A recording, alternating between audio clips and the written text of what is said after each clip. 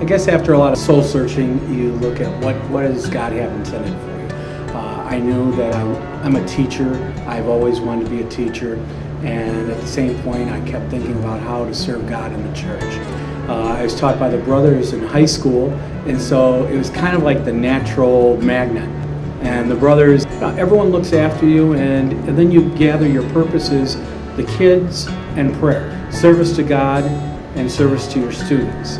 We're always doing it for someone else. The term brother is like an older brother, kind of like someone who's going to kind of be a model, but be with them, but you better know your stuff before you try to model it for someone else. And now I find when I'm teaching junior high religion that I'm at little questions that may seem like a goofball question or a small question. These kids are sincere, they want to know, but it's just, we would have assumed in our day everyone knew this stuff. And so teaching them about how to pray, how to do prayers, things like that, I find to be very important. I was a brother for a few years, and then I took some time off, and I stayed teaching. It was just, I said, you know what, maybe let me think about this. And I stayed at the same high school for 9 years after. And then I went home to Michigan. I was a manager of a pizzeria restaurant at night. I taught during the day. So I always taught. But you know, as I was teaching, I kept thinking, is this all there is? I just kept thinking, I do love my job, but I feel like there's something calling me to something else. And then I looked at other orders, and what I really wanted was what was in front of me. I said, oh, you do that. I really want to teach. It all came back to, I want to teach and I want to serve the poor. And the Christian Brothers enabled me to do that. You have to have a great support system. My family's a great support.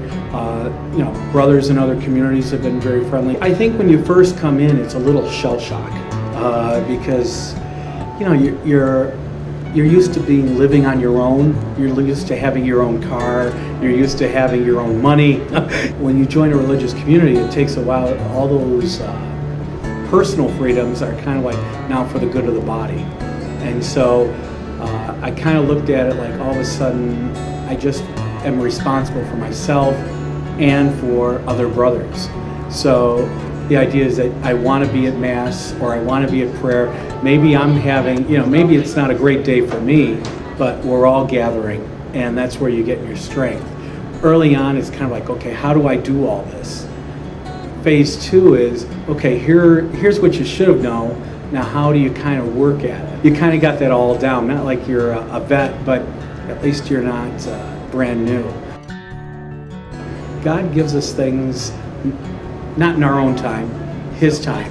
People should look at what makes them happy.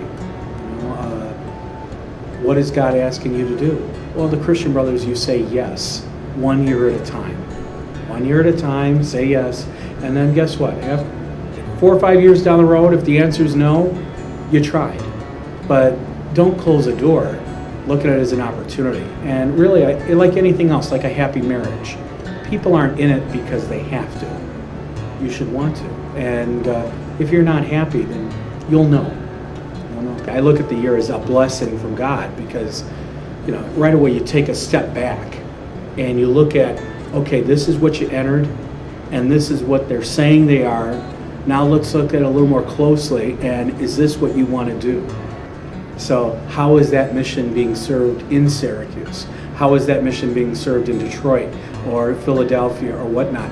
Because, the old brothers tell us that they weren't supposed to get attached to any one place. You got to look at the bigger picture. If we don't change, then we don't grow. I didn't join the Brothers of Syracuse.